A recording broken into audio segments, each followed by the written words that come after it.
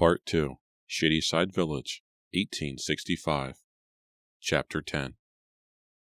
"Whom will I be seated next to at the party tonight, Father?" Julia asked her father. Simon Fear glanced up from the documents he had been reading. I believe I have you seated next to the mayor, Julia." "Oh, no!" Julia leapt up from her chair by the fireplace and marched purposefully to her father, who sat behind his small writing desk. "Please, Father! Must I sit next to Mayor Bradford? You know the man is completely deaf. He cannot hear a word anyone says to him." "Then that makes him the perfect dinner companion for you, my dear Julia," Simon replied cruelly, frowning over his square spectacles. "You never utter a word at our dinner parties. You always sit in complete silence. So you and the mayor should be perfectly content." "Father!" Julia uttered an exasperated cry. Simon studied his oldest daughter with some sadness. She had her mother's beautiful black hair, but Julia's face was plain, her jaw too wide, her nose too long, her tiny gray eyes set too close together.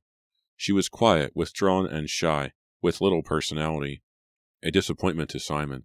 He had hoped that moving to Shadyside Village, where the Fear family was the wealthiest and most prominent family, would help pull Julia from her shell, but she had become even more awkward and shy since the move.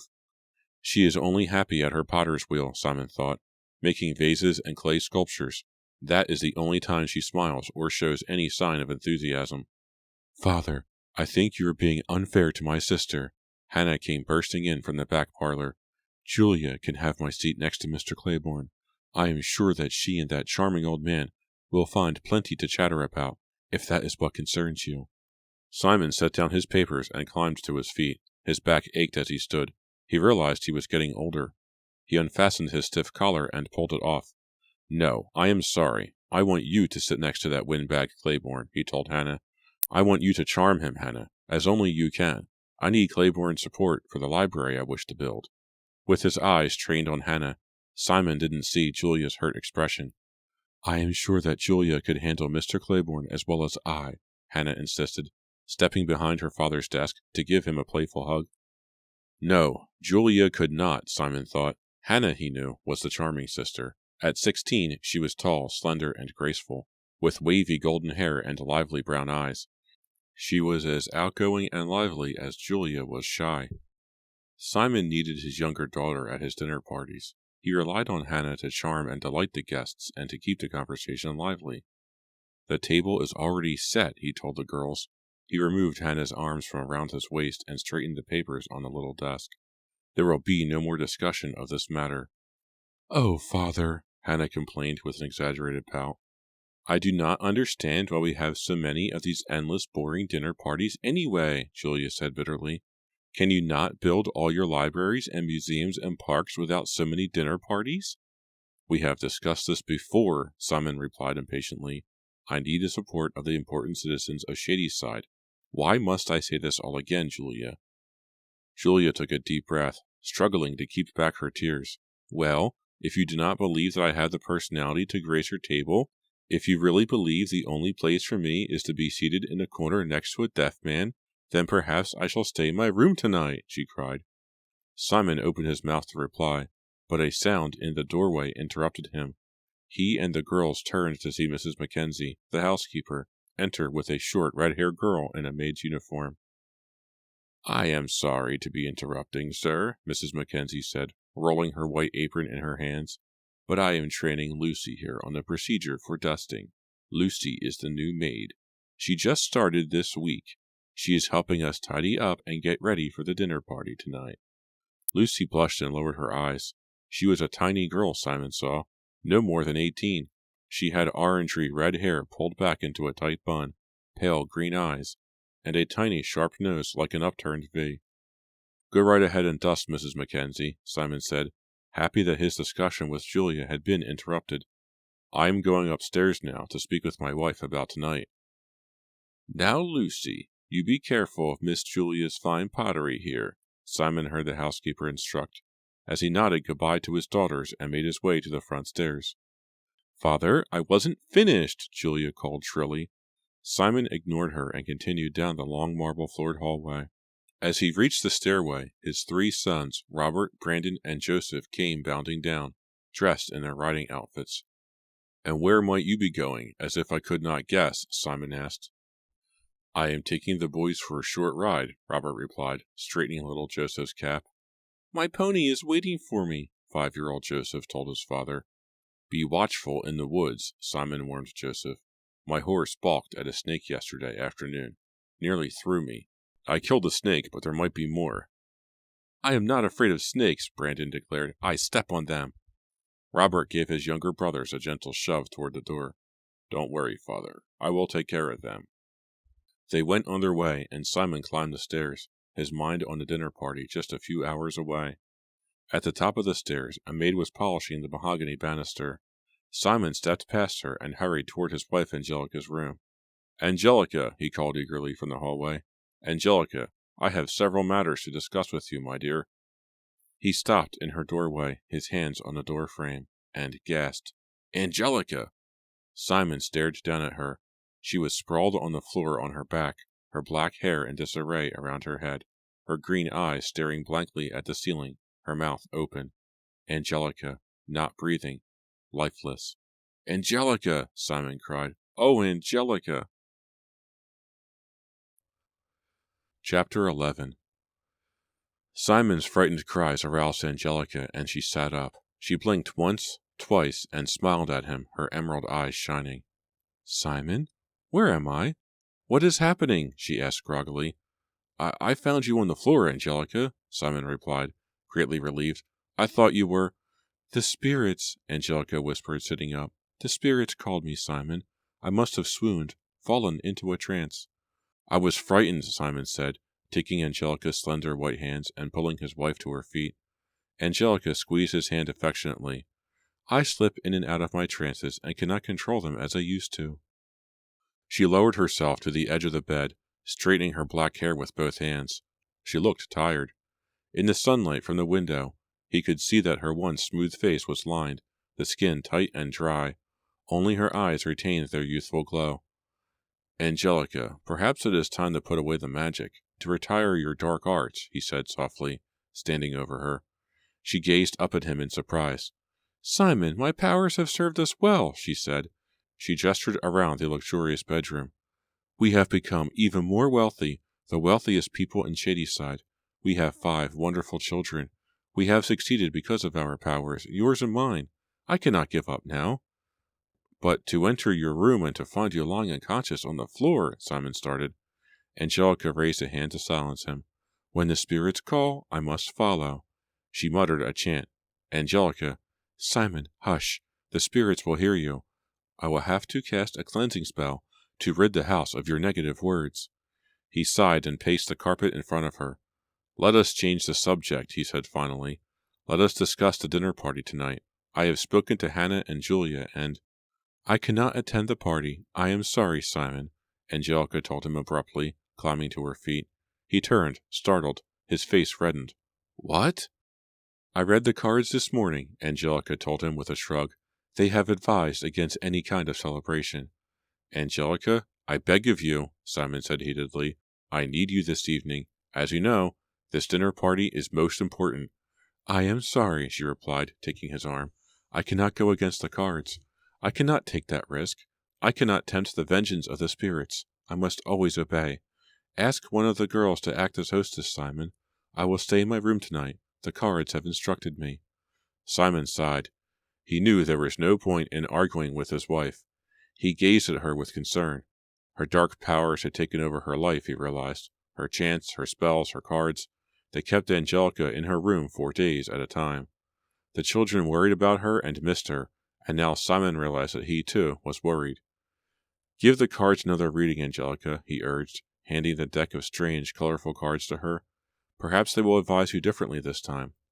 Very well, she replied softly, but I know what they will tell me.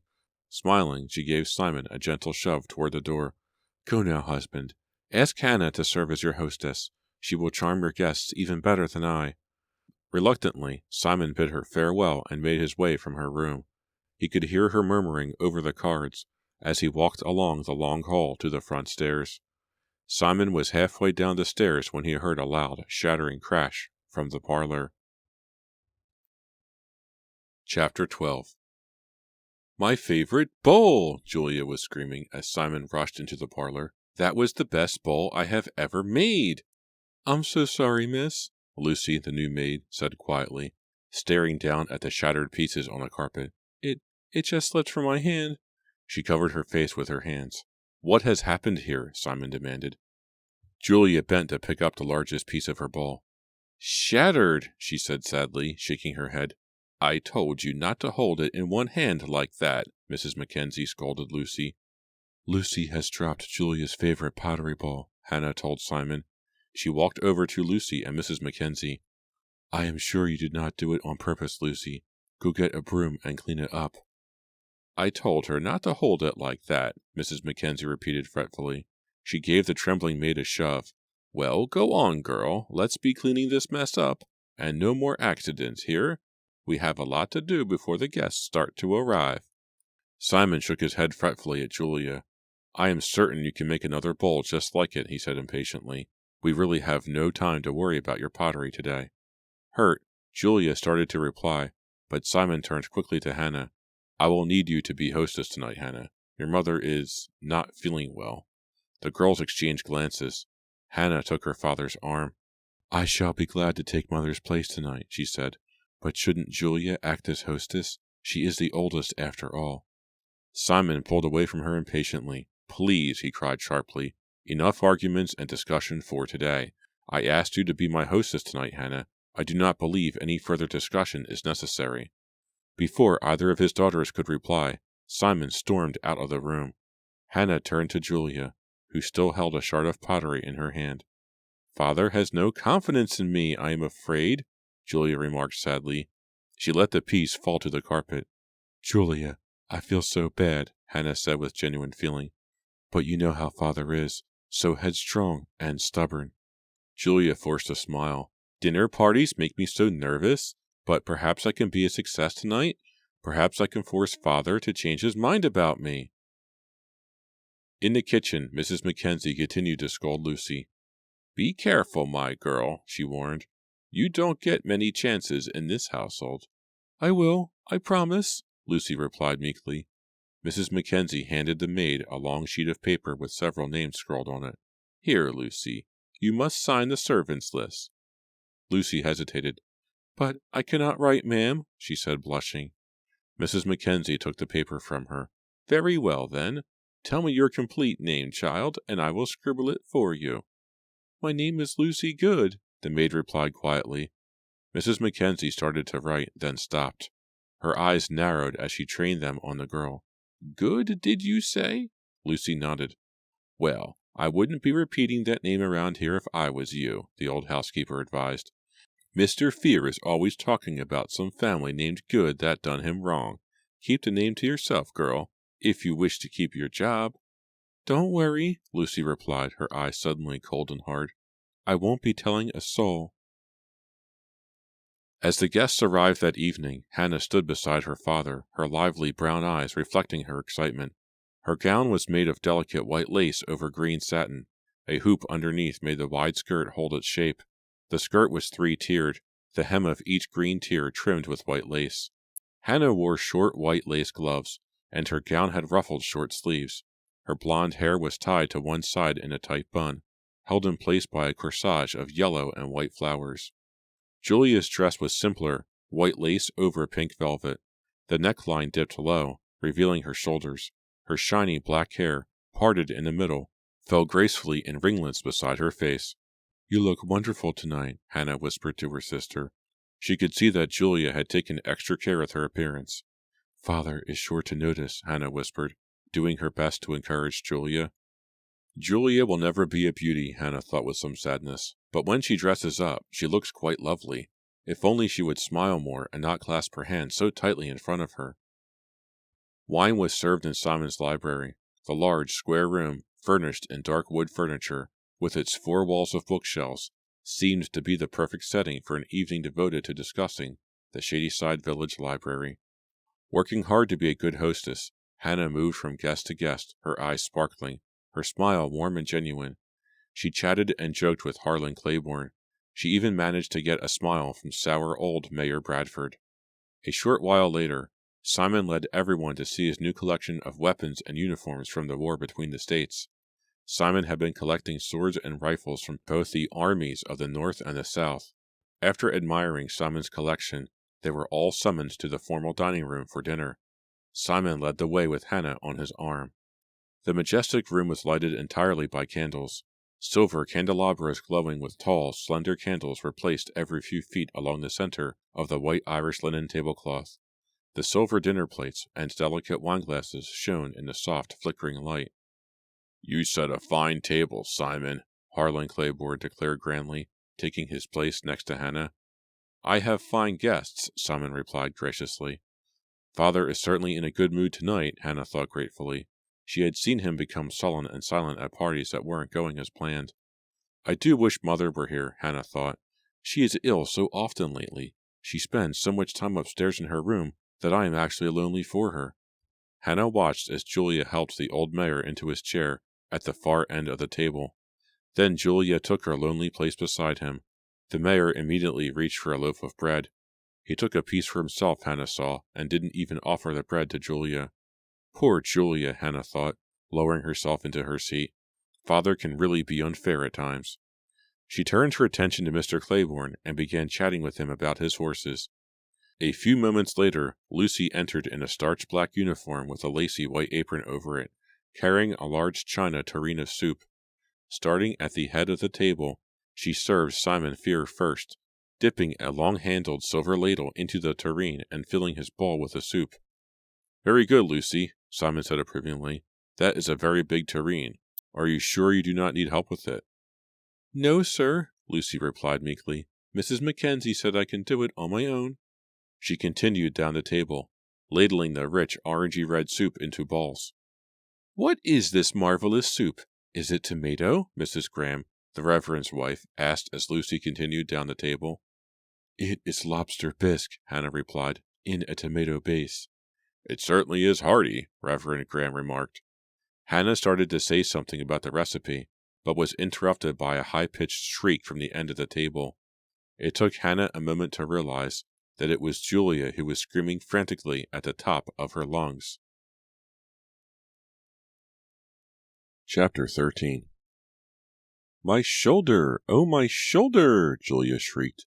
Several guests cried out as Julia leapt to her feet, sending her chair clattering to the floor. "I'm so sorry, miss," Lucy cried, struggling to hold on to the big soup tureen. "Ow, my shoulder, and look at my dress!" Julia wailed. "My arm was bumped. I didn't mean to spill it." Lucy backed timidly against the sideboard. Julia grabbed up her white linen napkin and began dabbing frantically at her shoulder and the neckline of her dress. "Ow, it burns!"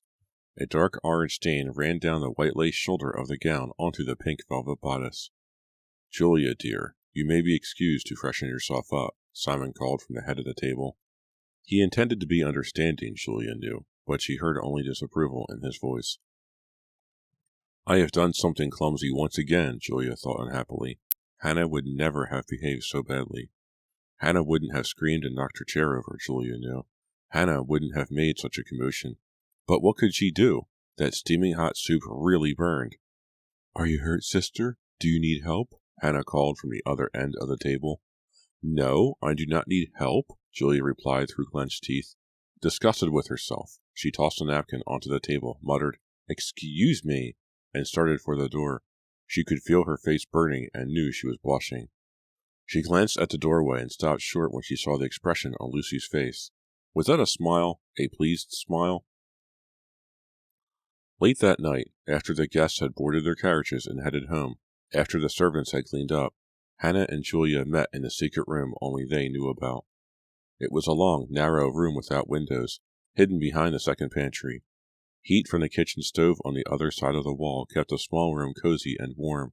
A small gas lamp cast a dim light. The two sisters had discovered the room when they were small children, and had used it as a secret meeting place ever since. They had sneaked blankets and feather pillows in, and sometimes pretended they were girls hiding in a faraway cave. That night, Julia did not feel like discussing little girl things. Her back resting on a pillow propped against the warm wall, her hands clasped tightly in the lap of her wool nightdress, Julia sighed unhappily. Beside her, Hannah yawned and tugged at a strand of fine blonde hair. Did you not see Lucy's expression? Julia demanded in a low whisper. They always whispered into the secret room, even though no one could hear. Did you not see the smile on the maid's face? Hannah shook her head thoughtfully. My eyes were on you, sister. It took me a while to see what all the commotion was. But afterward, Julia insisted impatiently. After I jumped up and knocked my chair over, did you not see Lucy smile as if she were pleased about what she had done to me? No, Hannah replied softly. I only heard Lucy apologize. I saw her smile, Julia exclaimed, raising her voice angrily. She spilled the soup on my bare shoulder deliberately. Why? Hannah asked, gesturing for her sister to lower her voice. I do not understand, Julia. Why would Lucy do such a thing? She has no reason to harm you. Julia ignored her sister's question. First, she broke my finest work of pottery. She apologized for that too, as I recall, Julia said bitterly. And then she embarrassed me in front of Father when I was trying so hard to act the way he wants me to. Did Father say anything to you about me, about what happened? He seems displeased that there was a disturbance, Hannah replied, yawning again. But I think Father was very happy about the dinner. Happy about you, Julia muttered. Being hostess is such hard work, Hannah said. I thought my smile would freeze on my face. Lost in her own thoughts, Julia didn't appear to hear her. I am so tired, Hannah said, sighing. I think we had better go up to our rooms.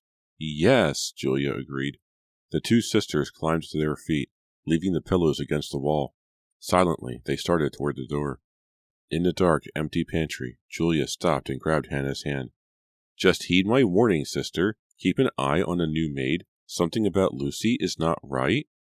Too tired to argue, Hannah muttered her agreement, and the two sisters proceeded up the dimly lit stairway to their rooms.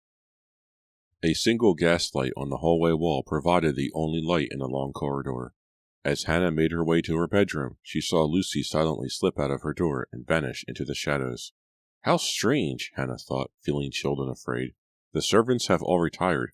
Why was Lucy in my room at such a late hour? Curious, she stepped into the bedroom.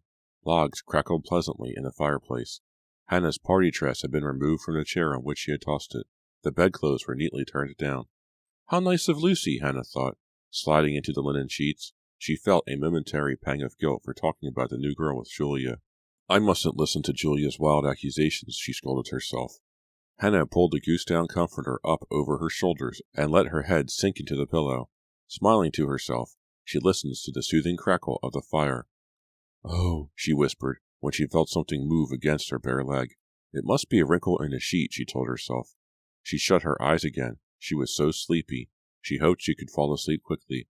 Oh, Hannah froze. What was that? Did something move? Is something in my bed? She tried to cry out, but her voice caught in her throat as she felt something slither up her leg.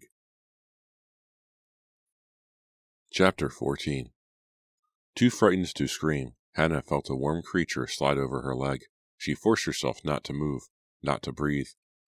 It curled itself around her ankle. Then she felt it uncoil. Oh! She uttered a low, terrified moan and leapt from her bed.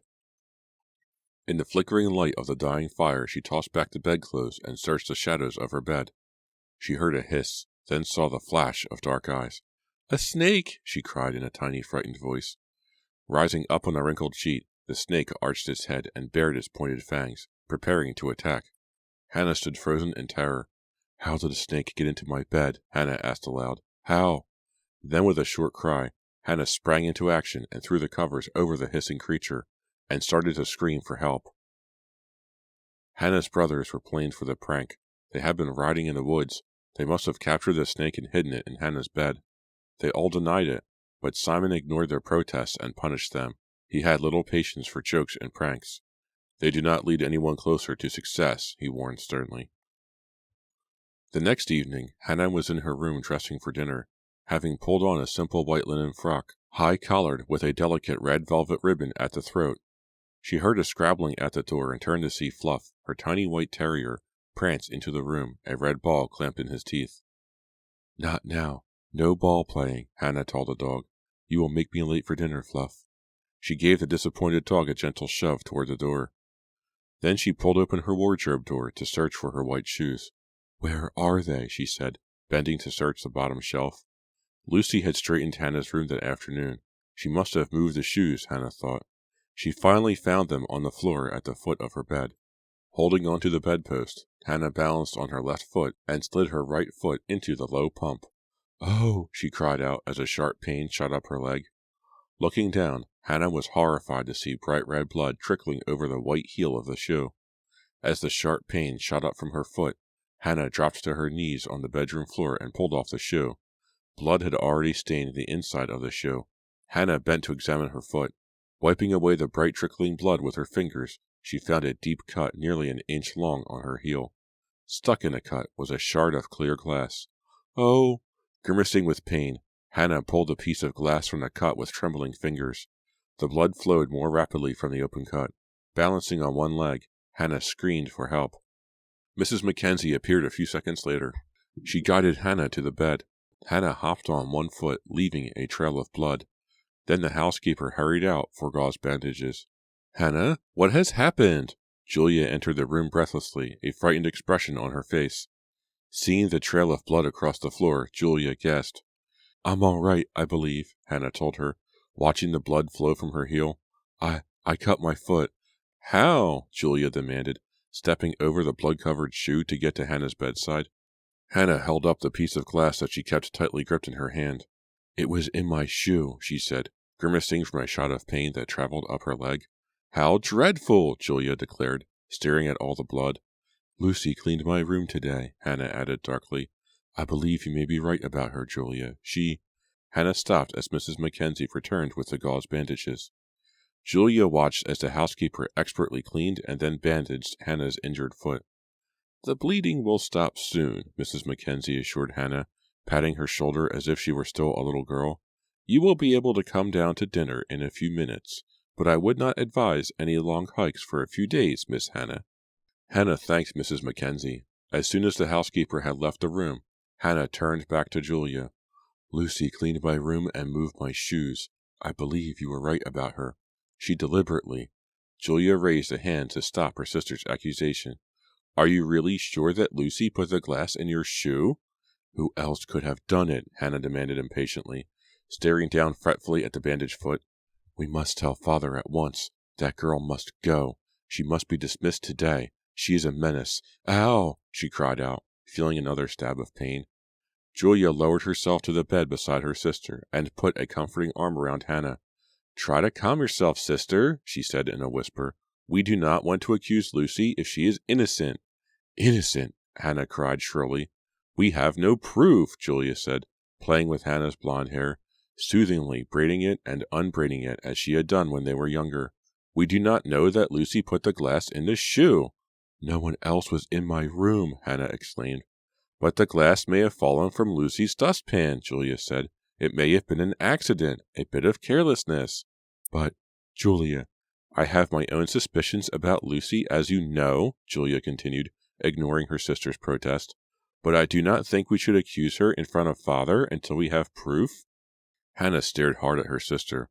"Father is right about Julia," she thought with some sadness. "Julia is too timid. She has no backbone. She is reluctant to stand up to even a servant girl." But Hannah decided to back down. "Very well," she said softly. "I will give Lucy one more chance." "Can you walk down to dinner, or will you need help?" Julia asked, getting to her feet. "I can walk," Hannah replied softly. "Go ahead. You know Father hates to be kept waiting for his dinner." "Mother has actually left her room and is joining us tonight," Julia announced. "How nice," Hannah declared. "I shall be right down. Give me a few moments to brush my hair and straighten my dress." As soon as Julia had left the room, Hannah gingerly climbed to her feet. She found that if she stepped lightly on her cut foot, standing nearly on tiptoes, she could walk with little pain. Putting most of her weight on the uninjured foot, she made her way across the room to her small dresser mirror and began to brush her hair. She had finished and set down the brush when she felt another presence in the room, someone to the side of her, staring at her. Hannah spun around quickly and cried out in surprise. Lucy was standing in the room, her cheeks bright red, a frightening, wild-eyed expression on her face. As Hannah shrank back against the dresser, Lucy darted forward quickly to attack her.